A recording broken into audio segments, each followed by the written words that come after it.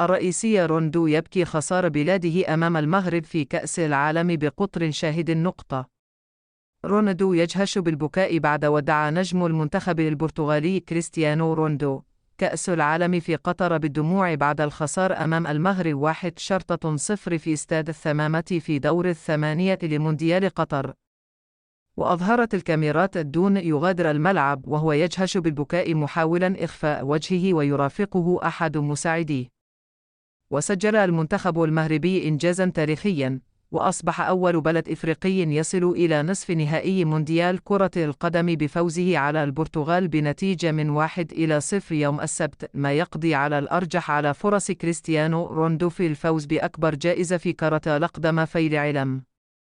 وسجل يوسف النصيري هدف الفوز في الدقيقة 42 ليواصل مسيرة المغرب غير المتوقعة التي ولدت فيضا من الفخر في العالم العربي خلال بطولة كأس العالم الأولى التي تقام في الشرق الأوسط. أما رونالدو البالغ من العمر 37 عاما، أحد أعظم لاعبي كرة القدم، لم يبدأ المباراة الثانية على التوالي، لكنه شارك كبديل في الدقيقة 51 لحظة خروج رونالدو من الملعب بعد خسارة البرتغال، وأنهى أفضل لاعب في العالم 5 مرات مسيرته دون الفوز بكأس العالم أو الوصول إلى النهائي. ويلعب المغرب إما مع فرنسا أو إنجلترا في نصف النهائي. وتعد هذه لحظة فارقة في تاريخ بطولة كأس العالم، إذ تقدمت دولة إفريقية أخيرا إلى المستويات التي تصل إليها عادة الفرق الأوروبية أو فرق أمريكا الجنوبي.